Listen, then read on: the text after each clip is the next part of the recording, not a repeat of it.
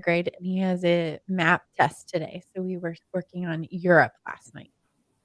But it was interesting as a third grader, he only has to know like 3 or 4 countries. So it's kind of interesting to know which countries they prioritize. Which one was Spain one of them? Spain was one of them. Yeah. Good. Spain, France, Great Britain, Russia, which I didn't realize. I thought Russia was Asia, but it's a transcontinental country. Oh, is it in Europe and Asia? Like part in both? I didn't know. I Googled it. It's like 30% of it is in Europe and the rest of it is considered Asia. Yeah. Interesting. The things you learn. Yeah, third grade social studies. Debbie, are there like bigger conferences that you know of in Spain that you've gone to? That is like, Spain is on my bucket list of countries to travel to. Yeah. No, I did the one that was .NET focused. But other than, there used to be, but they've stopped doing them. So maybe they'll start again. Yeah, fair enough. Well, I would like to make it to one at some point. I think everyone would love to fly to Spain and do a conference. I think like you'd easily get people. Yeah, I would definitely be down. I feel like that's going to be COVID's going to be the defining thing. I have so many conversations where it's pre-COVID, post-COVID. So, do we feel like we're post-COVID? I do. I had it 2 weeks ago. I had 2 weeks ago. No way. Yeah. It's the second time I've had it. God. Yeah. I had it in January. And then 2 weeks ago, and then my parents went on an Alaskan cruise and they came back and my dad had COVID. So damn Alaskan cruises. Sounds amazing. We talked about this, but I did the Arctic cruise. Oh, really? That's so cool. Yeah, just before COVID. I think that was good practice because we were like stuck for 3 weeks in a cruise ship in small rooms. It's like isolated from the world. You're like, COVID is nothing after that. Do you know what I've been through? Just as long as you didn't get stuck on the cruise. That sounded, that's really once after us, then we saw the people getting kind of stuck and stuff. We just like literally weeks before it kind of finished. So. Before it all shut down. Jess has never been super interested in cruises, but now is like terrified of them for that exact same situation. Oh no, I'd do one again tomorrow. I would I would do it. Yeah. I think we're far enough. My mom's been hesitant because she's like, I don't want to be like trapped on a boat and all these things, but she like loved it. And they went on and on about like, you can go get 3 entrees, get coffee whenever you want. And people wait on you. It's all about the free food. It is like people just wait on you. Like, or you can go to a show. They treat you like it is really nice. Like you're special. Yeah. I love it. We got several people hanging out on YouTube, by the way. What's up, Christian, Kevin, Sabin, and Anita? Christian was super helpful in a stream I did on Astro recently, and then has been commenting more and more on content and Twitter and stuff. And I last night shipped the Astro version of my website. What? Yeah, it's like there's less to it than there used to be, so I have to kind of like build back up stuff. But I wanted to ship it because the biggest thing I wanted to move away from a CMS and have embedded Markdown in my site. How would you like a new design for that website? One day we will get that figured out. By the way, priorities. I know. It's a joke because I'm working on it. We just priorities. Yeah. Trey Harness, who's in the chat, is one of my best friends in the world. His wife, individually, are 2 of my best friends in the world, are married to each other, and just moved back to Memphis from Chattanooga into our neighborhood 2 streets away. That's awesome. So they just dropped off a door for me to cut a hole, like a cat door hole in last night. Nice. I remember when you went to visit them last year. Because you were like driving through Nashville. Way back. Is that when we stopped and saw you, or was that no? That was when we were actually staying in Nashville. Oh, okay. Yeah. Anyway, I was also gonna say I think Christian was on the stream last week commenting. Yeah, I think so too. Yeah. Yeah, Trey, you could literally just like drive over and come into the background if you want Trey in tech, or is he just stalking? He's just a supportive friend. Hey, Destin. Yeah, what's up, Destin? I'm so glad you're back. I know. Yeah, I missed seeing him all over the place. Now I get to see him more. Yep. You ready to get started? I'm looking forward to it. This is Debbie and I haven't had a chance to talk in a long time. I think there will be plenty. Cool.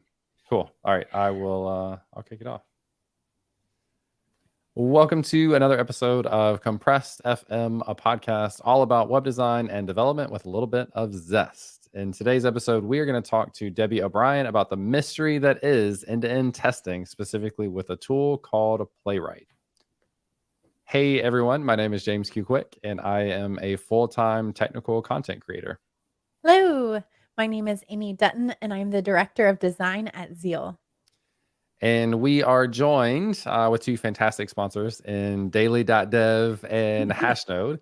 Hashnode is my favorite place for developers to start a blog and start creating content that they can share with other developers. Daily.dev is an extension that you can add to your browser to find the most up-to-date content in your area of interest, JavaScript, web development, whatever it is. So thank you for Daily.dev and Hashnode for sponsoring. And finally, welcome to the show, Debbie. So excited to have you here.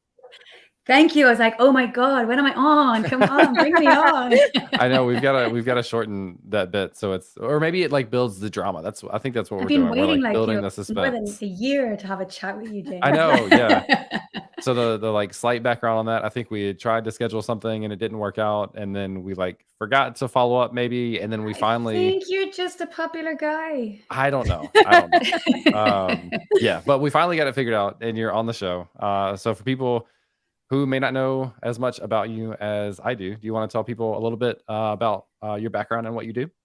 Sure. So I'm Debbie O'Brien. I'm Irish. I'm living in Mallorca, in the beautiful island of Spain. And basically I'm doing a lot of sport during the day. If you follow me on Twitter, you'll see me like doing 3 hours of sport every day. And right now I'm working for Microsoft, basically focused on Playwright. So my aim is to make sure you're all testing your applications, because like I went to buy an iPhone or an iWatch last night, and the price is wrong in the iWatch and the link doesn't work, and I couldn't even buy one. So they just lost a customer because they didn't write tests. Yeah. So we're going to make sure you all write tests. But yeah, basically I've been a developer advocate for quite a few years as well. And before that, I have a whole long story and loads of blog posts. So check them out if you want to learn a lot more. But James, you can ask questions on what you prefer to for me to talk about on, because my background could go like a whole hour, 2 hours. So I don't want to go too deep. Debbie's got a 20-page resume. And I'll say, like, I'll add on for you to brag. Like, I've always been a big fan of your content, and especially your energy. Like the first time, I don't even remember why we streamed together. I'm sure I reached out for something that I saw, but I can't remember exactly what it was. It was with Nuxt. Sure. It was with Nuxt. And maybe I just saw you post about it. I can't remember. But anyway, I see people post cool stuff, and I'm like, let's come talk about it. And the energy with that talk was so much fun. And so I'm glad we finally get to follow up and do more. Sure is. So talk about maybe like a little bit more about your general experience. So before getting to Microsoft, which I hear was part of a 5-year plan that we'll talk about in a minute, which is super cool though. Leading up to that, like what's kind of, where did your interest in creating content / teaching / developer advocacy, was that something you knew you wanted to get into, something you knew you've wanted to do for a while, or where did that come from? Yeah, I don't know. So it kind of started, okay, let me try and do a really quick version. Let me go back to the very, very start. So I'm in school, and now it's going to university kind of plan. I want to be an actress. I want to be in Hollywood, and I want to work with Leonardo DiCaprio. That was my dream. And my mother says, if you're going to be an actress, you need to get a proper job and you need money. So think about a backup career. So I was like, okay, I'll be a secretary, because that was, easy.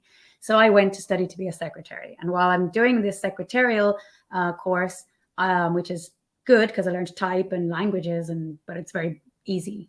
So my friend was doing graphic and web design, and I had no idea what this even was, but I sat in her class and I was like, this looks so much fun. Why are you having fun? And I'm just like doing bookkeeping. So I basically then joined that class and said, can I actually do this the whole year? Can I actually like sign up for this? And they were like, yeah, it's a 2-year course, and whatever you can't do because of subjects this year, you just repeat next year. I was like, cool. And there I was now writing websites just because I sat in someone's class. Like that's literally how it happened.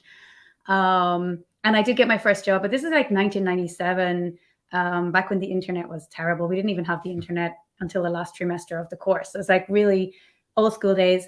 And after a year of working with computer manuals and Dreamweaver and very boring stuff, I was like, this is no fun.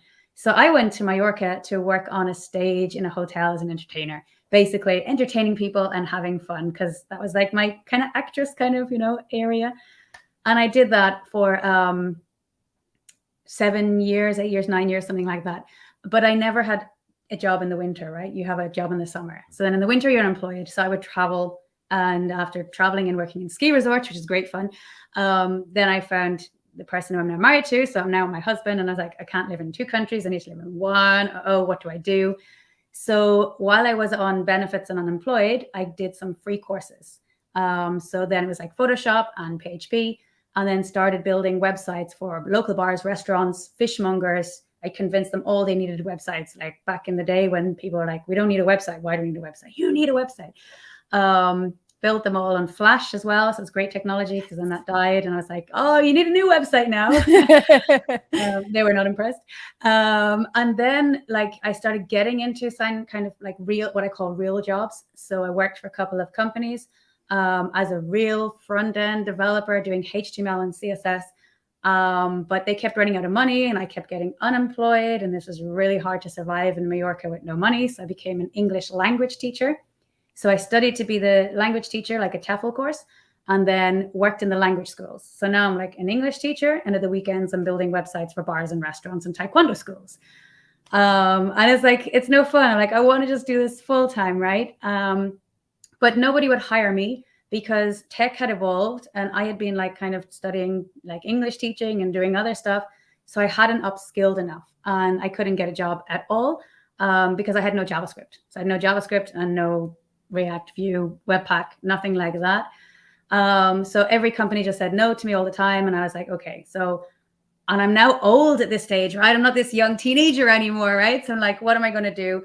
So I went back to full-time education and I started studying JavaScript. Spent 7 months full-time, gave up being an English teacher, literally spent all my life savings and just putting it into, I'm giving this one last go to learn to be like a JavaScript developer, to do front end and to get a proper job that's all year round. And I don't have to work like, weekends to try and survive. And that was my goal. So I did that. And then I got a job in a great company, actually, in Blue Kiri, which is in Spain. And from there, the CEO was amazing. So he was the one that kept encouraging us to write blog posts, to share our knowledge, to contribute to open source. And it was thanks to him, he was pushing in this direction that I was like, I don't know if I can do this. People are going to see my content. And I think that gave me the go to do this. And the benefit you get of sharing it, because you're actually learning something and then you're like sharing it and then someone's liking it and it's helping other people. And you're like, oh my God, I'm helping people. I like this. I want to do this more. That's kind of how it started. The short version. Yeah. Everything about that I resonate with, and I'm like aggressively shaking or nodding my head. I just did a post on Twitter the other day actually about like a pro tip for aspiring developers or like early stage developers, learning developers. It's just to share everything that you learn. It's a great way to continue to learn, to reinforce things that you have already learned, contribute back by potentially helping other people, getting motivation from people, leaving those comments. I mean, just everything that you said, I think is spot on. Cynthia in the chat is commenting that she saw that tweet. So I love that advice. And I love that turned into something very practical for you of like, not only did it have those other benefits, but unintentionally it opened up a whole new world of like, oh, this is an opportunity of something that I could actually do as a career as well. Yeah. And I didn't like at that time, developer advocacy wasn't really a thing. It was kind of like only just kind of starting, but I didn't know it existed. So it wasn't like I knew the path I wanted to follow. I never thought I'd be a developer advocate because I didn't know what one was or it existed. I was just creating content because I had got so much help when I was learning JavaScript that I wanted to help people so that they could have a better life and a better future and learn JavaScript and learn stuff. And it just kind of evolved from there. It's like the job was created for me. It really is. I eventually had the same epiphany because we'll get to your Microsoft. Maybe that'll be the next thing. But I worked for Microsoft starting my career, and I got turned down for 2 positions. And they said, "What about a developer evangelist position?" I'm like, "I don't know what that is, but sure, it's Microsoft." And so like I got randomly kind of thrown into that world, not knowing that that was a thing that people actually did, having no idea that that was a career. So it's nice that it's becoming seemingly more apparent. It's becoming like more obvious of a career path for people, which is really nice, but still not the traditional one that you hear about. Yeah, there's still not a proper like path, as in people don't know where do you go from one to the other. And I think it depends a lot on the company and that you're going into to be an advocate for, right? Some of them kind of require you almost to be a tech lead first and then to go in to be a developer advocate. And some you could like come straight out of college and go straight into being a developer advocate. It really depends on what you're advocating for, I think. 100%. You want to transition to the Microsoft piece for you? So you mentioned us before we started recording. I was like, was Microsoft on your radar? And you were like, yep, 100%. It was on my 5-year plan, like super confidently. Yeah. So what did your 5-year plan look like? And then what was the process like getting on at Microsoft? So pretty much back to the company where I'm like, creating blog posts, and they were Microsoft certified as a company. So they are Microsoft partners. So they said that they wanted us all to be certified so they can get the next partner status. So they encouraged us to do the Microsoft exam and become Microsoft certified. So I was studying for that, and we were using a lot of Microsoft products as well. And that wasn't the thing that got me. It wasn't like, oh yeah, I'm using Microsoft products, I want to work for Microsoft. Nothing like that. We were literally building chatbots for a travel company. You're going to chat, and chatbots, like this is what, 4 years ago, 5 years ago. So technology still wasn't great. And we were building them, and Microsoft sent to us 2 people to come over and help us build chatbots. So now we're sitting in our workplace with 2 people from Microsoft helping us build chatbots and like working through the code with us. I was building the front page for it. They were showing us how the Louis chatbot works and the code and how to build it. And I was like, wow, Microsoft cares so much about their customers that they're actually sending 2 people to our offices, and we're nobody in Mallorca. We're not like some big giant. And like, this is really, really cool. And then I was like chatting to them, and I had lunch with them all these days. And back in on the last day, I went to the airport with them. I had McDonald's in the airport with them. And I was like, with my, Microsoft books, I'm still studying to be certified. I was like, I think I really want to work for Microsoft. Like, it looks so cool to, fly around the world and kind of help people, right? And they were like, it's a really cool company to work for. You should totally do it. And I was like, oh my God, I'm going to do this. So it was literally those 2 guys that came to our office that kind of just triggered it all off. And then obviously it's like, okay, how do you make it happen? I've just learned JavaScript. I'm no good right now. I can no way work with Microsoft, right? I am like a beginner, junior JavaScript developer at this stage. But it's like, you look at people who work there, you look at what people are doing, and you kind of start to follow what they're doing. So they're speaking at conferences, they're writing blog posts, they're creating content, they're on podcasts, they're building code, they're sharing code, they have open source projects. And you just kind of start to focus on things and say, right, I'm going to do this, this, and this. And my aim was 5 years. I just said, it's a 5-year plan. And every time I went in for a job interview, they would say, so where are you going to be in 5 years? And I would say, I'm going to be in Microsoft. And they just like drop, right? Because it's like this, little girl comes into their office to be interviewed, and like, and they just like, you just learned JavaScript last year and you're going to go work in Microsoft. Like, you live in Mallorca. Like, come on, that's not going to happen. And I was like, probably not going to happen, but this is my goal. I'm going to go for it. And I never, ever thought it would happen. I just reached for the stars, and then the stars arrived. I feel like that's the quote of the day. I reached for the stars, and then they just showed up. Yeah. How long did it take you from the 4 moment years. that you, okay. Yeah. So I gained awesome. a year of my life. I think COVID fast forwarded things. So really it was 5 years. Yeah, the COVID times are weird times. Yeah. So is testing, so like your maybe you can say like what your role is specifically at Microsoft, if you want to do that. Then we'll transition into like questions around testing and that sort of stuff. So what exactly is your role right now at Microsoft?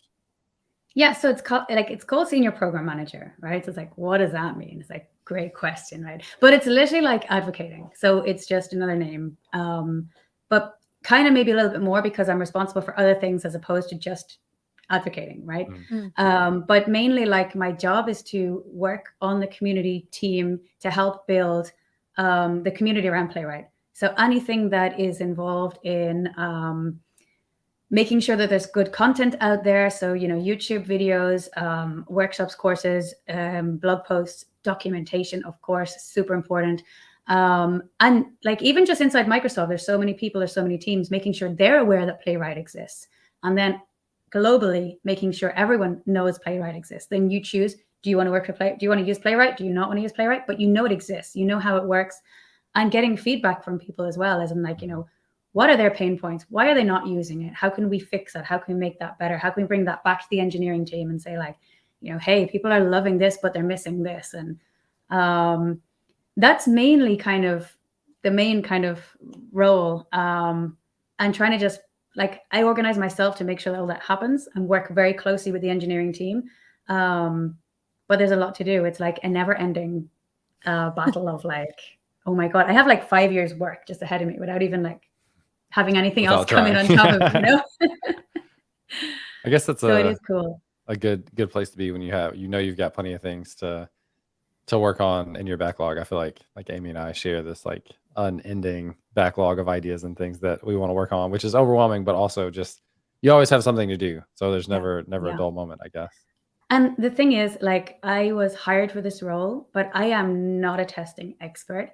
I didn't come in as someone who is like, knows what they're doing or I hadn't even worked with Playwright. And I'm going to be very honest about it. It's like when I got hired for Nuxt, for example, I was already speaking at conferences. I was already writing content. It was like, it made sense. I knew what I was doing. I walked in there and I learned more. I didn't know everything, but I knew what I was doing. With Playwright, no, I'd built with Cypress. I'd used Selenium. I hadn't used Playwright ever. So I had to learn this, new library, learn everything about it. I'm still learning. I still don't know everything. There's still things that people are writing tests and they're like, they know a lot more than me. I'm like, I haven't got to that stage yet. But it's like, because there's so much to learn, I can improve the docs in a different kind of way because I'm like, this doesn't make sense to me. I don't get this. I don't understand this. So then my knowledge gets better, but the docs get better and everyone else's kind of knowledge hopefully improves as well. And I think that's always beneficial. Do you struggle with, do you struggle with imposter syndrome at all? Because you said, I came into this job and I didn't even know Playwright and now I'm expected to work with it. Yeah, well, when my friend sent me the job advertisement and said, you should totally apply for this role, I was like, oh my God, like my dream is to work for Microsoft, but I don't want to be fired in my first week. No, I'm going to wait till next year. So I'm not there yet. And she's like, come on, like you're totally ready. Just apply for it. So I was like, okay, I'm going to apply, but I never thought I would get it. I really didn't think. And like, yeah, I mean, I think you kind of I think when I got the job at Microsoft, it was kind of like, oh my God, they actually believe in me, right? And I got this on my own. There wasn't anyone that kind of like, did anything for me. I created the presentation. I did the interview process. I passed everything. So I've got the job. So they believe in me. Okay, I think I can deliver. Now, am I as good as the engineers out there?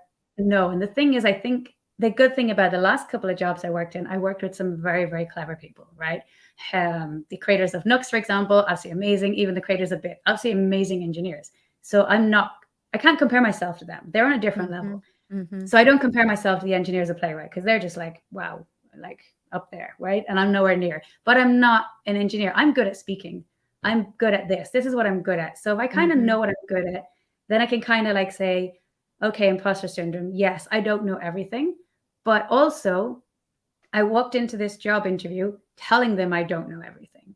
So I didn't have to pretend and say, hey, I am the best tester in the world and I know everything. No, they knew I'd learned Playwright in 2 weeks and literally created a presentation. So I think that helps with being honest and saying, this is what I know, this is what I don't know, and now I'm just going to learn more. That's great. I also think a lot of imposter syndrome comes from, like, in tech, you have to keep learning. Like, I started learning stuff, and you were even talking about your history. If you had come into like this job interview based on the knowledge that you had with Dreamweaver, if you worked with Front Page, people are talking about that in the chat. Yeah. That's not going to help and there's a lot more to learn, and it's just constantly learning and evolving, and it's getting comfortable with that uncomfortableness of not knowing. Yeah, you will never know everything. You're never Yes. going to be at the top of the game. And this is the one thing I love about Microsoft is that you're never going to know everything. Like, it's impossible. And they don't expect you to. They want you to be constantly learning. So what I know today, I can compare with yesterday, but I can't really constantly compare with the future because it's never ending. Yeah. We haven't quite done this so far. Do you want to give like the intro? We've got a couple questions that I think we'll follow up from the chat with here, but do you want to give the intro to like what Playwright is and what end-to-end testing is as a whole? Okay, I'll give you kind of a looking back on like before I got my job before I started studying JavaScript, right? And I was working as the front-end developer.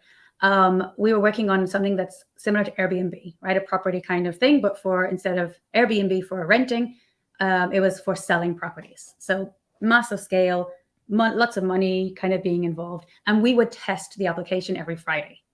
So every Friday, every developer did testing, right? And testing involved everything being pushed to production and us spending 2 hours going through every device, every computer, every browser, and clicking around and testing. Wow. That was my experience with testing. And when I went into job interviews and they said like, have you done testing? And I would explain this process, they would look at me as if to say like, oh my God. And I was like, had no idea like why. I was like, this is great. I do testing. I test every Friday. And you're like, yeah, we're really good at it too. So this is basically what Playwright is doing, is to stop people like, there's still people that what I was doing 5 years ago are still doing today. They are still manually going to a website and they're manually clicking on those buttons and they're manually testing their applications. And with Playwright, it's to stop you manually having to do that by automating that process so that you create those tests and that test is going through and actually clicking that button for you, because a computer is faster than you, no matter how much you think it might not be. It can do the job so much faster. And it's boring going around clicking like every Friday. It was so boring. I was like, oh, come on, I need to click those pages again and see if it works and report all the bugs and then fix them, right? You just want something to do that for you. So Playwright is built to basically automate for end-to-end testing. It's very easy to use and it's very it's just so nice, right? It has a whole test generator, which means that you can actually just click around and it will generate the code for you. That's cool. So if you don't even know how to write tests and you're new to testing and you're like, I don't know where to start and I don't have time to learn and I can't, do this, well, then you just use the test generator. It's going to generate code for you as you've clicked on that website. Now, is that perfect code? Maybe not, but somebody else could go over that and fix it. You could fix that later, but at least you have a starting point of a test. You've tested that, payment feature of checkout. Now, at least you can say, you can accept money or the test will break if you've broken your code. So that's kind of really important. And there's just like great features with Playwright, like testing on every browser. It's got a great VS Code extension. So you don't even have to ever use the terminal. You can just use VS Code and makes it super nice and friendly, especially for non-terminal people who are afraid of the terminal. You can also use a terminal if you love the terminal. That's totally cool. And then there's kind of other tools like, Trace Viewer, where you can, when your tests do fail on CI and you're like, something happened, what happened? The API call could be, you don't know. You can get a whole trace view of everything that happens. You can inspect it. You can actually it's a whole DOM. So you can actually inspect the CSS, everything. You can open DevTools and you can see the whole timeline of everything. So it's better than a video, right? It's a whole, this is just what happened in that test. And you can step through it step by step and see every single action call and everything. So it makes testing fun, which I think is what has been the problem in testing, that people hate it because it's boring, and then you got to write code and then it fails and you don't know why, and it's annoying. Whereas Playwright makes it fun. I think the more we make testing fun and easy, the more developers will just go and do it. And that's we're not testing enough and we need to do that. So yeah, that's what Playwright is. I love it. Especially the making it fun part. So there's a question from Florian, which I think is a good one. Said that he's never used Playwright before, but he's used Cypress. So is Cypress in a similar space? Is that a competitor to Playwright in terms of end-to-end testing tools? Yeah, for sure. And Cypress, I've been using Cypress for years. Cypress have done an amazing job. And I've got great, DX and great docs and great team. Benefits of Playwright are speed and no flakiness and auto weighting built in and things that you don't have to, it's just things are done for you, parallelism for free. And so just it makes it, for me, Playwright is easier, and it's faster, and there's a hell of a lot of benefits. Apply Tools actually did literally yesterday a whole kind of Playwright versus Cypress and showed you kind of, Cypress has things better than Playwright, Playwright has things better than Cypress. What do you need? What is the problem you're trying to solve? If it's speed and scaling, then I would suggest Playwright. If you want the beautiful UIs, then, in a dashboard, then Cypress are ahead of us on that for sure. So it depends on what you want. But yeah, Playwright, it remembers a lot younger. So we still have a lot more to build up.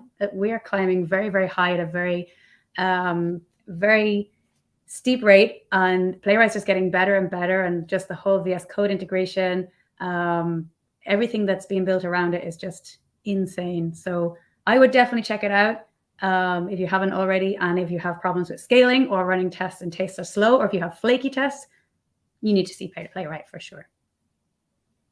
Awesome. I think the thing that's intrigued me about Playwright is right now, when you try and install a new instance of SvelteKit, it asks you as part of the prompt in the installation process, do you want to include Playwright? I forgot about that. Yeah. That was, an interesting decision that they made. Yeah. There's another question also from Swaggity. I assume the answer is like it works with kind of whatever you're working with, but are there any specific languages that or frameworks that this integrates better with? Is it JavaScript specific? I guess is like a good starting point. Yeah, so it's focus mainly is JavaScript, TypeScript first, JavaScript, but also you can use Java, you can use Python, and you can use .NET. And even when you're generating the code, I actually generated the code and then just chose, okay, I want that code in .NET, and I will just write me .NET stuff. And then I could put that in. So if my whole code base was written in .NET, then I could still write tests in using the generator and then just put .NET code in. But yeah, you can, depending on what you're building with and the teams you're working with, a .NET developer, for example, is not going to write JavaScript because they just won't, right? And they're probably going to be writing, creating Blazor applications, and they can test their Blazor applications completely in .NET and using the same kind of Playwright, the same assertions, the same. So you can have different people on different teams using different languages, but using the same library and having to only learn one thing, which makes that super useful for, multi-teams. That's awesome. Are there do either one of you know, is it like with Playwright being a built-in option for creating a SvelteKit project, does it come as a default option in other frameworks as well? Not yet. We need to work more on trying to get it in there. I guess that's part of my job. Probably should work on that. Especially for Nuxt. Yeah, because I know Nuxt are like using Playwright to test all like their stuff, and so it makes sense to kind of include it in. But like I said, Playwright is kind of still newer, so we still have a long way to go. Cypress has been in there for so many years. It's just like it's just always been part of the package for such a long time. But definitely something we should look into for future. But yeah. Now, for clarity, you'd still use, say, Jest for unit testing and then layer on, or you just do Playwright on everything? So I would just it's early days, right? But right now I would say I would just use Playwright for everything because it depends on what you need. But it depends on what you're building, what you're testing. So there's no real right answer for this, right? Some people are writing unit tests and they need to write unit tests, and that makes sense for what they're building. When I was working in Bit, I was testing every single component. And I was writing unit tests for all of them. But now we have component testing for end-to-end testing. So Cypress has it, Playwright has it. And this is kind of a newer thing, right? Component testing and kind of end-to-end. So again, what are you testing? What do you need to test? And that's kind of I think there's such a crossover between both of them right now that it's the main thing is to get developers to write tests. If I'm going to say to you, you have to write an end-to-end test for this and a unit test for this, it's well, now I've got to learn two things. Why not just try and learn one and do everything with that one, unless you specifically can't do something and you need to do something else, but try and aim to get everything done through end-to-end testing. That's what I would suggest, but I'm not saying that's the right or wrong answer. Just that's my personal opinion. No, I've heard that too. In terms of end-to-end is basically the holy grail of testing, because that's how users actually use your application. That's what the way you want to be testing. And does this start from a visual perspective? And what I mean is when you run your test, is it actually going to run your website and then click a button save a record and then show that record like shows up in the list? Like, is it actually interacting with the website, which then triggers backend logic to happen, which then triggers updates of data on the website, and it's confirming that all those things are working the way it should? Is that right? If that's what you write your test to do, then yeah.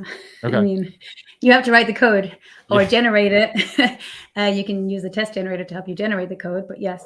But yeah, you're testing what the user would do. So if, you know, the user is buying an iWatch, and their whole process of going through browsing, finding that button, clicking on it, and then putting in all, you know, payment details, whatever, you could obviously mock that because you're not going to put in your real credit card details. But you basically test the whole user experience. And there's so much. I mean, there's things people are testing that I haven't even gotten to, right? There's a hell of a lot of things, and there's API testing as well. So there's so much that you can test. But I always say to people, start at least testing one thing. Test the login, test the checkout, test the menu that it links, and test the dark and light mode. You know, don't make people frustrated.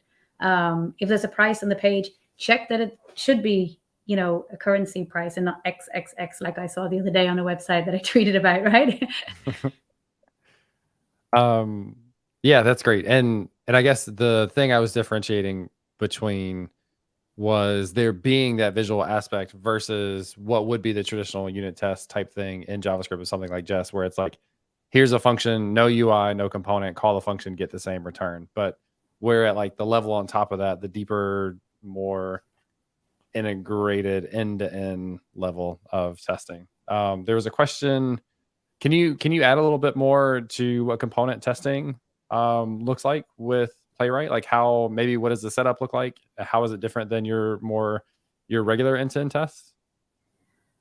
So think of a component as an isolated component outside of the page. So it's like taking that component, be that login feature, and you're removing it from the page, and you're testing that logs in. So what's it doing? Maybe it's calling, I don't know, some API to log in, and logs you in. That's all it does. And then it might go to another page or whatever, but it's testing just that login. Okay. So it's, when you do component testing, you're literally mounting a component onto an empty page. There's nothing else there. There's no header, there's no footer, there's nothing on that page, just that component. Because that component might be used in 20 places on your website, right? So if you know that works once with component testing, you know when you slot it into those other pages, it's going to work. It's using Vite behind the hood to actually get the, that's why it's so fast as well. So it's great. And to get that preview. Yeah. So, and that's why it supports Vue and React and Svelte, but not Angular yet, because Vite doesn't support Angular. So that's why the frameworks, which ones are supported. But yeah, makes sense. It's still in experimental mode, so it's not fully like out of, you know, beta mode and stuff. But I definitely encourage people to test it out, check it out, give us feedback on it, because then we can improve it and make it better. And also it's great to know kind of like, are people component testing? Because I'd love to know that, you know, or is it something like, that's too much work, it's easy to just write an end-to-end test and get it all done? I don't know. Maybe it makes sense. If you're building a component library, you should totally write tests for your components, because those components are going to be used by various, you know, websites and apps, etc. If you're just writing, like me, just writing my website, would I do component testing? Maybe not, because I don't need it, because that component is just in the page and it's enough. So it depends on what you're doing. There's definitely a place for component testing, but it doesn't mean you should only do component testing. Yeah, and I guess it's like similar. It's a similar benefit to why we have unit testing. Like first of all, the lines get blurred of like, when do you test what? How do you test what preferences do you have? So all that stuff is kind of up in the air to a certain extent. But the idea with unit testing is you're isolating this thing so that you can test it directly, not worry about how it gets impacted by other things first. And so it's a similar idea with component testing. Is you're taking this component, it might live in 50 different places on the site, but I want to test it directly without anything else to like change anything, to make sure that it does the thing that I expect it to do at the right time, in the right way, etc. So it's just another level of isolation, just to make sure that everything for that specific component. And it's kind of more visual as well, right? Because you can see it, you can see what's happening. You're actually interacting, you're clicking, you're filling out a form, you're doing something.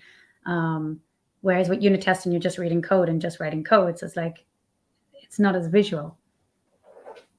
Speaking of visual. I don't actually know much about this, but a question. Sorry, Amy, if I cut you No, off. But I wanted to know this. I okay, was going to ask it. all So right, Amy, keep going. Keep you going. got it. You got it. Go for Oh, it. okay. So one of the things that I'm interested in, since I'm a designer as well, is Playwright capable of visual regression testing?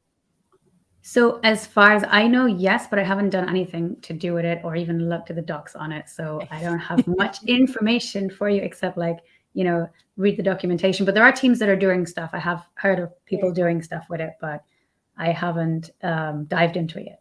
Cool. So, and I can provide a little bit of context for that. So if you're running a visual regression test, a lot of times it will take sometimes a snapshot of your website or your component, and then it will test it against another snapshot. So things like when you're writing normal tests, it might show your price amount as you would expect, but maybe something got messed up in the CSS. So that wouldn't get flagged within a normal test because you're still displaying that information, but it would get flagged within a visual regression test. Cool. I'm loving that this is like a very interactive stream. Got another question. What learning path do you recommend for component and unit testing, JavaScript, TypeScript, etc.? I'm assuming, like you kind of mentioned early on, you mentioned TypeScript before JavaScript in terms of the testing. So TypeScript is like, I don't know, first class citizen is like, yeah, the 100%. like, I mean, we're Microsoft, right? So TypeScript, obviously. Oh, I didn't even think about the correlation of TypeScript to Microsoft. That makes sense. Well, and the integration with VS Code. She's talking about the everything. We're all one. We're Microsoft. The next thing you'll tell me, it's got a great integration with GitHub too, and then it'll all come. Yeah, it actually does. It comes in a GitHub Actions that you install, and it automatically creates the action for you. That's so and all your That's tests amazing. will run on every push and pull request out of the box. Nice. That's perfect. I mean, it makes sense, right? It does, yeah, absolutely. And it's so cool to see the difference of Microsoft now versus 10 years ago. Like, especially when I first joined, Microsoft didn't have a good reputation with developers. It was not something that people enjoyed. They didn't have a lot of trust, like earned with developers. And they started to just do more of these things that were like part of meeting developers really where they are. And I know a lot of people are really worried about like the GitHub acquisition of Microsoft taking it and doing a Microsoft thing with it. But like, it's just only gotten better, like in so many ways. And now you get these integrations of things. And behind the scenes, Microsoft is suddenly like, yeah, we're gonna like dominate this entire space. But it's because they have so many good tools and so many different areas of the development stack. It's really an exciting time, I think, for Microsoft. Which is kind of cool that I still get to work in open source, but work for Microsoft. And I could never have thought 5 years ago that was even a possibility. So it's very cool. Oh, that's a good question, because I'm not sure that I caught that. So is Playwright open source? Yep, 100% open source, and it's all on GitHub. So if you wanted something, if you wanted like a new feature, etc., you create an issue like you would on any open source project, and issues get upvoted the most. They're the ones that get worked on first. And we work heavily on GitHub through those. But yeah, all the code is there, so you can actually just see everything that we're doing, see everything that's happening, and everything we do is for the community. We have a community Slack channel as well, so people can join that. We try to help people as much as possible when we can. And yeah, you can contribute. So if you wanted to create something for Playwright or contribute to code, you can totally do that as well. That's so great. Which makes it cool. I love how you're talking about Microsoft's reputation changing. I feel like a big part of it is they haven't been like, oh, guess what? We own all these things. Look how awesome we are. They just like sneak these little features in, and people love them. And they don't even tell people like inside Microsoft. So sometimes like people are going like, oh, Playwright is from Microsoft. And I'm like, oh my God, you didn't know that? So yeah, I've learned like, there's a lot of people don't know all the tools at Microsoft because there's so many, right? Typescript, sometimes people don't even realize that that's Microsoft as well. Right? I bet a lot of people don't. I bet a lot of people it has never crossed their minds. And even like you mentioned TypeScript earlier, I know TypeScript is from Microsoft, but I don't immediately think Microsoft when I think of TypeScript, because TypeScript has such a strong benefit and value and brand in and of itself. It doesn't need Microsoft's names attached with it for people to understand its importance and love it. Like Amy and I, more and more, our friend Destin is in the chat. He was a big one in getting Amy on board with TypeScript. So we've both come a long way with our enjoyment of working with TypeScript. Yeah, and I think that's kind of like what we want to do at Playwright as well. We want it to be seen as its own kind of thing, right? Just the way like, GitHub is seen as GitHub, TypeScript is TypeScript, Playwright is Playwright. And the more people we get in the community to build that up, the better. Cool. One comment, this may or may not need like a bigger conversation, but I thought was interesting about the component testing is Eddie saying it sounds similar to how Storybook, not Block, I always have to be careful with those, helps you separate components, but now with automated tests. And so, yeah, it's a common theme for exactly the same benefits that we talked about before of like, you can isolate, this is what I'm going to have, and this is how it's going to act, and the different parameters that a component might take, or like whatever it is. But being able to test that thing directly to make sure it looks, interacts, and does the things that it's supposed to. Yeah, and Storybook actually used Playwright to test all their components. Oh, what? Cool. That's awesome. There's so many nuggets here. Yeah. They had a talk on it as well, telling them about how they use Playwright, how they integrate it, and what they do. So yeah, I learned a lot speaking to the Storybook guys. Very cool. There's another question. I'm not sure. This is a little bit back in our conversation, I think. But asking, do you have to inject something like Percy into it? I'm not. Do either of you know what Percy is? Percy, Yes. no. So Percy is used for visual regression testing. So that was going back to the Okay, visual yeah, I was going regression back to part. that, yes. Okay, Yeah. gotcha. So, maybe things not something you like- can add additional context to specifically with Playwright right now. so when you're using Cypress, you have to integrate into something else in order to get that visual regression testing. So okay. you're either going to use Percy. I think Applitools is another option. Okay. But you have to reach it for another tool in order to get all that to work. Gotcha. Very cool. Another question about hiring at Microsoft. Question is Microsoft still hiring? I can't imagine there's ever a day where Microsoft isn't hiring. maybe specific question for like, is your team growing? Are they looking for people specifically for Playwright? Do you know if they have open positions for that?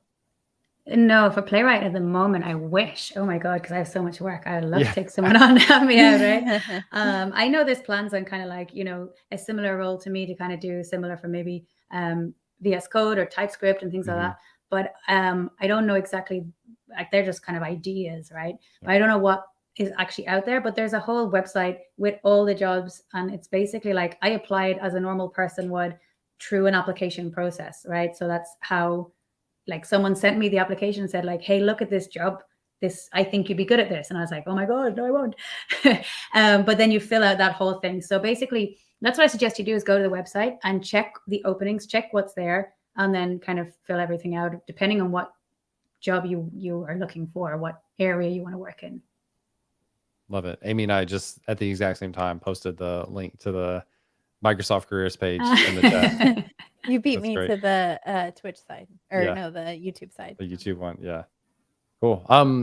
Maybe kind of curious for me, what was your interview process like with Microsoft? Was like how technical? What sort of questions? Did you have a take home thing? Like what all was involved in that? So it was actually the best interview process I've ever had. Seriously, I'm not just Love saying it, that yeah. because I work for them, right? But I will be honest and say I had gone through the Google process, which Been there. as everyone knows, it's hard. They just make it difficult, and nothing against them because it was an experience, and all experiences are good because I learned a lot from it. But I had to do a lot of studying, data structures and algorithms, and they sent me all that. And then it was literally a whiteboard exam, right?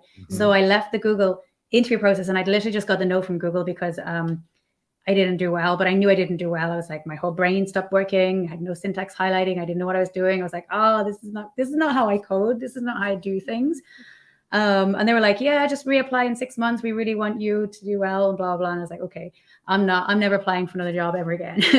And then the Microsoft one came up, and I was like, oh, I can't do this. I don't know enough about data structures. I haven't got a computer science degree. I can't, pass these kind of exams. And the hiring manager was like, no, we don't do that. And I was like, oh, okay, cool. Like that's Now I'm interested. Now I'm interested, yeah. And it was basically he told me the process. So basically, he wanted to create a process that was more real to the job. What was my job going to be? It was going to be to advocate for Playwright. So what did he want from me? To present in front of a lot of managers, like what Playwright was. Create that presentation like a talk at a conference. Pretend I'm on the stage at a conference and have those people ask me questions as if they knew nothing about Playwright. And I answer those questions. So that was the kind of technical interview process, I guess, right? So I created a talk, learned Playwright in the space of a couple of weeks, literally did a hell of a lot of research, everything I could, created the slides, practiced it, and then gave that presentation. I spoke way too fast. I was like, oh my God, I failed. I spoke too fast. But obviously you still get hired if you speak too fast when you're nervous. So that was good. And then, yeah, the questions were, quite technical on, after that, as if you'd be on a conference stage where someone can throw you, or just like right now with a, regression testing, I don't know the answer. And it's okay to say that too, right? I don't know the answer. And then I had like 3 one-to-one interviews with different people. It was the first time ever I've been interviewed by a woman. First time ever I was interviewed by a person of color. And I was like, wow, the diversity here is insane. My interviews kind of like were scheduled. I can't remember, it was like, say 45 minutes. And we went like overtime on all of them. We kept running out of time and kept talking over. And it wasn't, in any moment, I didn't feel like someone was trying to eliminate me from the process, right? You know the way like you have a job interview and they're trying to eliminate people and they're trying to like make you trip up. They just wanted to know about me, what I had done, my experience, my knowledge. It's like, tell me about this, but tell me about this, right? As opposed to, I don't know, the way they ask some questions, you try and kind of trip you up. It was like being on a podcast interview. All my interviews were like being on a podcast. And I was like, oh my God, if this is the interview process, I want to work for that company, right? And that was like, that really made me kind of go, oh my God, I don't know if I've messed this up or anything, but I really want to work for this company. And I really want to, like, always wanted to work for Microsoft, but now I want to work for them more. And after the Google process, I was like, this is such a nicer process. These care about, you as a person, as opposed to caring about how your brain is working on a whiteboard, right? Which is a different kind of concept to interviewing. I love that perspective change. Yeah. Of not trying to eliminate somebody, but just get to know them. Yeah. And then you feel like when you get the job, you're like, you now know me. I've been honest. We've been honest. We've had a conversation. This is it, right? There's no like, I'm going to get fired tomorrow because I told them I know this when I don't know this. Like, it was all totally open and honest, and that makes it a lot easier. Agreed. Yeah.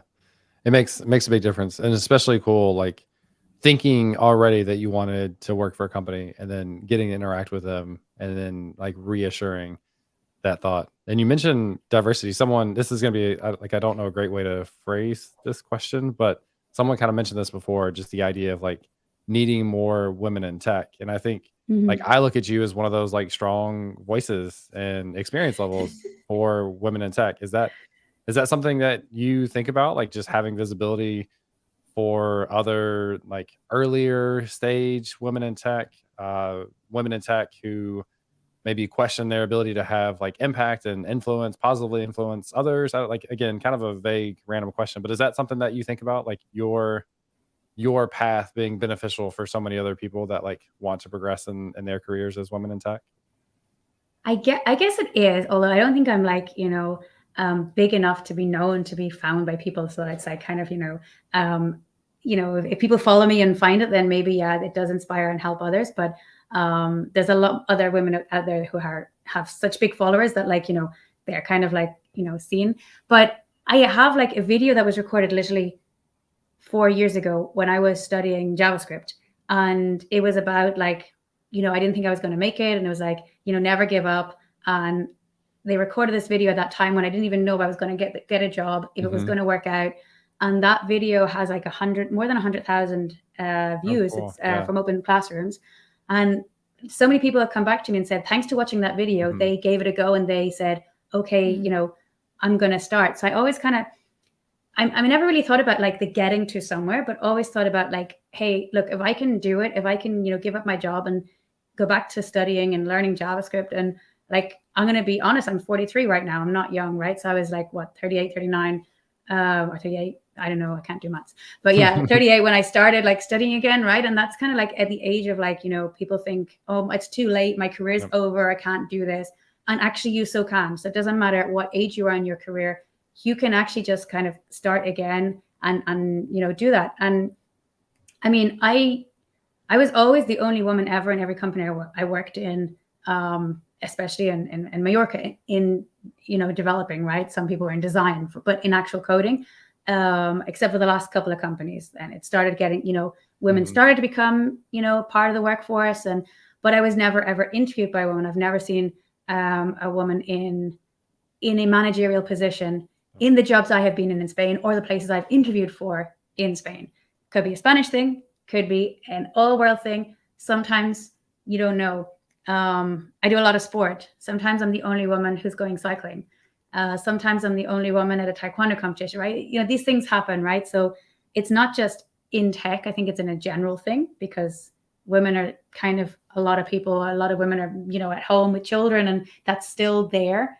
But definitely it's changing a lot. And on our team, there's a lot of women on our team. There's, you know, on the community team, and we hired just one recently as well. So it's kind of like great. Then with Playwright itself, yes, I am the only woman on that part of the team, right? The rest of them are all men, but it's totally cool because there are not a lot of women out there. And I think that's we want to hire more women, but the women aren't there. So we need to push for that so that more women are getting back into coding, especially like, you know, new mothers who've just got small children and stuff. Well, this is a great job. You can work remote, you can work from home, you can work the hours you want to work. This is amazing. This is what people will be looking for. But yeah, I hope that maybe people would look at me and say, look, she got to there and she's a woman and she's a Microsoft. But I guess I never really look at that in the sense of a woman thing. But I do a lot of mentoring for women and telling them, you know, like, I guess I just forget that I've achieved stuff. Sometimes you forget, like, oh my God, I achieved this, I did this, right? And you're kind of like, oh no. But yeah, one thing I was, sorry, go ahead. No, you're fine. Go ahead. One thing I was going to say about the interviewing process that I really liked, and I forgot to mention it, was that they told me who was going to interview me, which is something that's never happened to me before, which meant I could, you know, Google a person and check them up. And I read their blog posts and I read stuff about them. So when I had that interview with them, I was able to bring up, hey, I read your blog post on imposter syndrome. I suffer from this too. How at Microsoft do we deal with imposter syndrome? And that was a really nice way of getting to know the person as opposed to walking in there and really not knowing who you're speaking to. So I just wanted to mention that as well. Yeah, very cool. It does like recognizing a face from LinkedIn going into a Zoom interview or in person or whatever there's a level of like calming that comes with it just to have the littlest bit of knowledge of who the person is. Yeah. And it's different as well, interviewing on Zoom compared to like in person, right? Because you have to create that kind of like, first of all, hey, how's it going? Which in person is easier to do. Much easier to do in person. Absolutely. Amy, do you have any last questions before we move into picks and plugs?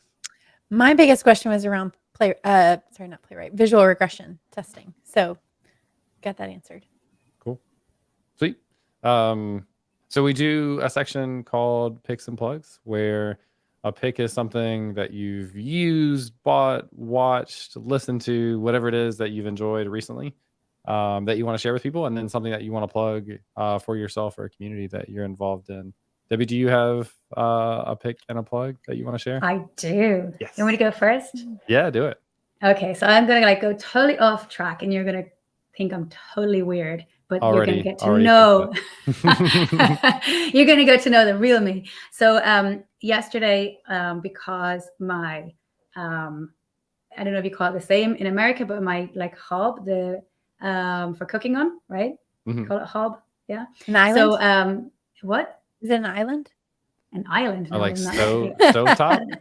Like a stovetop, right? But not for gas, but for like, you know, like it's. Mine's electric, but yeah. Okay. Yeah. Got it. So Vitrometric thing. So yeah. So it broke and I had to buy a new one. So I went in to buy a new one. So I'm in the shop and I got this one and I am absolutely in love with it because it's absolutely incredible. So it's like, you know, the way you have circles, right? To put the pots on. There's no circles. It's all lines. So you're like, where do you put the pot? You put it wherever you want. Which is really cool. Is it lines like all the way across? It's got lines all the way across. Yeah. And it's kind of like split. So you kind of like could put like say 1, 2, 3, 4, right? So you have 4 at once. Or you could have a big like paella one in the middle. Maybe you're cooking paella. Right? Okay. Or you could have a big massive one in one corner and a small one in another. And then you've got all these like, this is a Bosch one and it's called a Flexi Indux.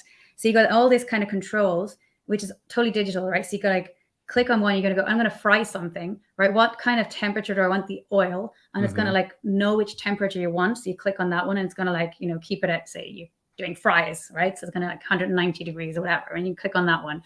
And then you've got like another function that like moves it. So it's going to, if you're going to change the pot from the front to the back, and you're going to say switch temperatures, and then you'd like switch from the front to the back, and it's going to like change the temperature for you. And I'm just like, I'm clicking all these buttons going, I'm having so much fun with this. This is so cool.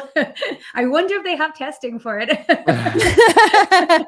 Or something with like that does heat control. I would hope so. Yeah, no kidding. But yeah, that's cool. That's it. Do you want me to do the plug? Yeah. Yeah.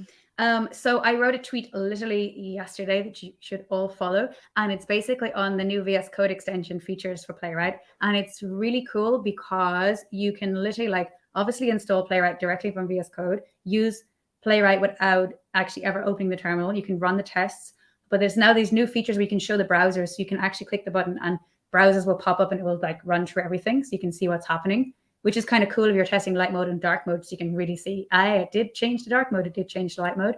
And then you can like pick selectors straight from it, and it's going to record it.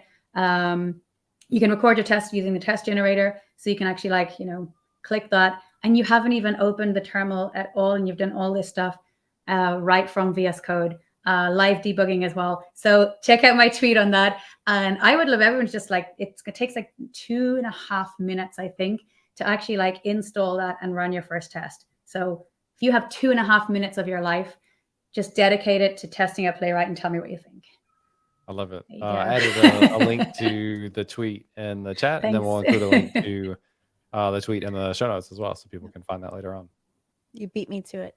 I did see your tweet also about the watch. Yeah, I know. Like they should have testing. I'm gonna like get onto them. I can't buy the watch because they didn't test their site. No. Amy, are you ready for Pixel Plugs? Actually had one in the queue. I'm so thankful. Nice. So my pick for this week is a dummy battery, and I use this for my DSLR camera.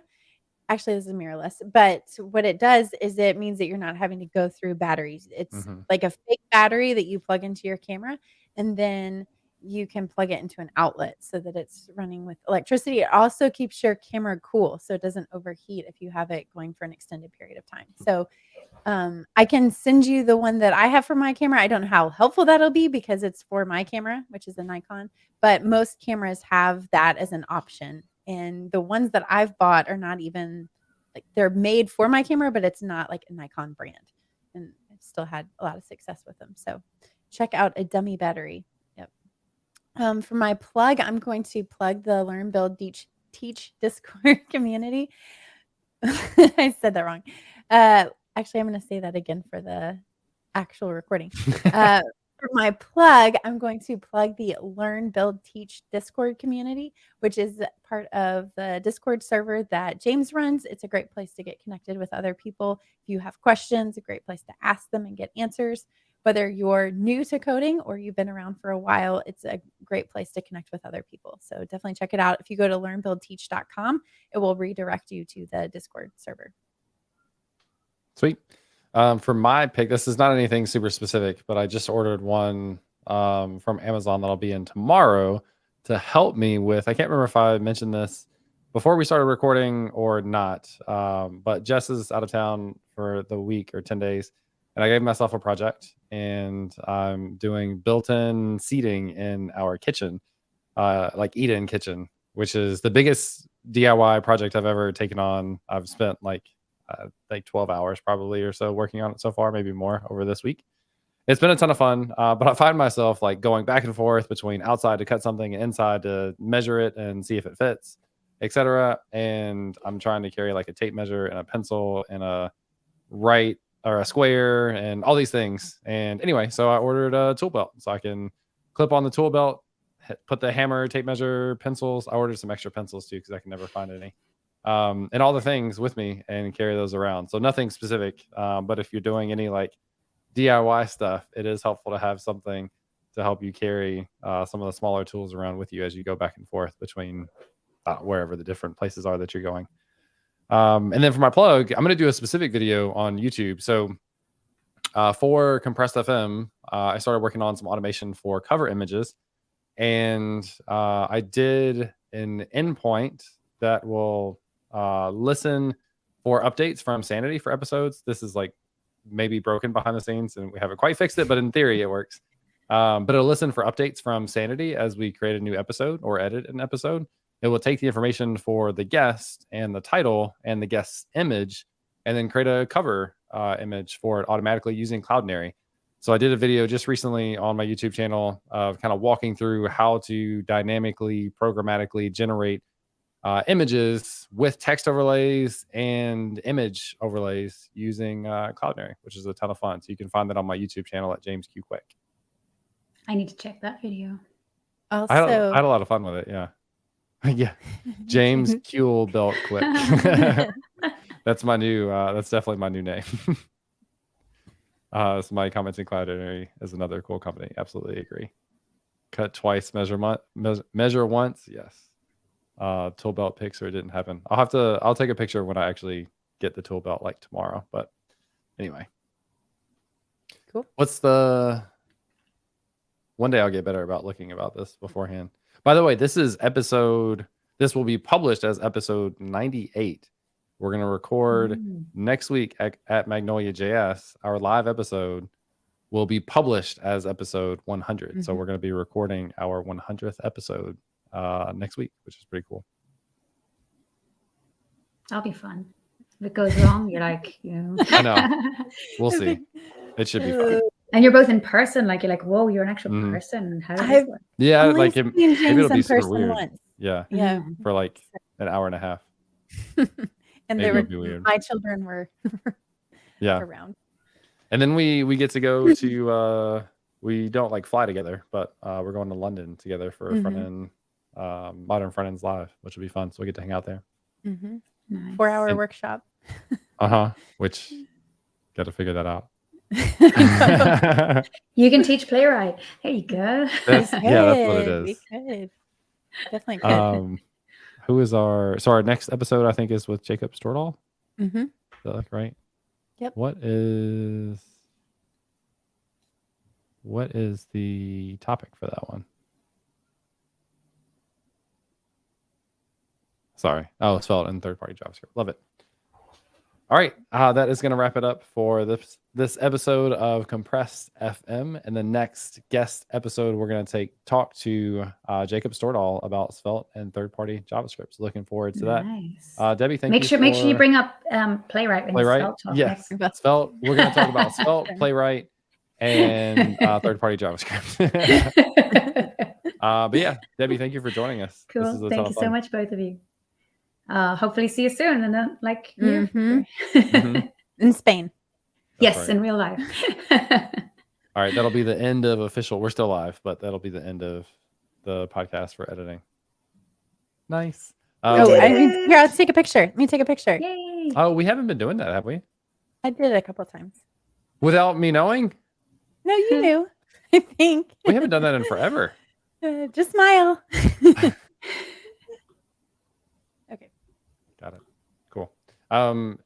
Jury on YouTube says meet you at Modern Front Ends then. Cool. We will, Amy and I will both be there. Yeah, that'll be a ton of fun. And if there's any comments in the chat that people didn't answer and they're still watching, just like send me a DM. Yeah, I think there were a couple right at the end that we didn't get to. So if you had one that didn't get answered, DM away. Gooseman is saying it's going to be wild with all the royal things going on in the UK, depending on timing. Well, so I will also be in London in 2 weeks. That's going to be royal awesome. time. Yeah, I don't know if they're going to have. I mean, they may have like big inauguration ceremonies or something. I have no idea. Oh, but there's a chance, right? Also, James, we haven't talked about Magnolia JS is in Jackson, Mississippi. I've been living under that doesn't have water. Might be stinky. They don't. Yeah, they don't have. I was talking to Becca about this. Okay, good. Yesterday, and because we hadn't talked about it, but yeah, they don't have like safe water right now, and I don't know if that's gonna change or not, which is really wild. Yeah, I'm bringing a case of water. with me. As you do. Yeah, that's true. I guess, yeah, that's easy enough to do when we're driving. It'd be weird to take that on a plane. I've got my Yeah. water. Oh man. But I think it's like affecting showering too. Like I don't think you can shower. That's what she was saying, which is really awkward. That's crazy. I know. Yeah. Well, I don't know what to expect. Jury is also saying if we're interested in a mono repo session, if you mean an episode of the podcast, send us a message. You know, Amy, we don't advertise. We actually have the form for guests on the Here, I'll site. stick it. I realized that the other day when I was looking at something. Debbie, are you? I realized we're like over the hour, and I haven't given people the freedom to leave. If you have to, do you need to leave right now, or are you okay?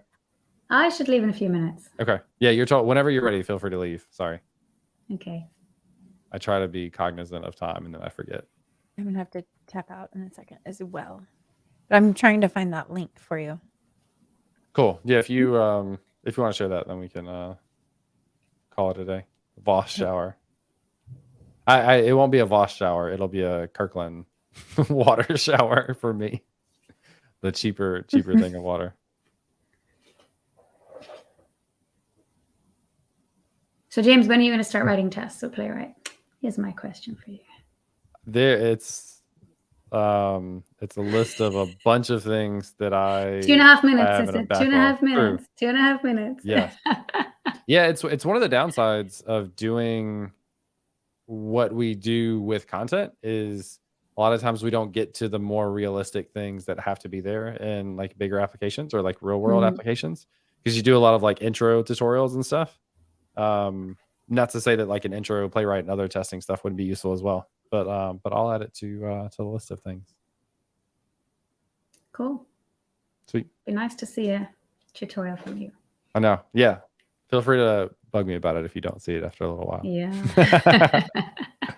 I think I might have to. Yeah.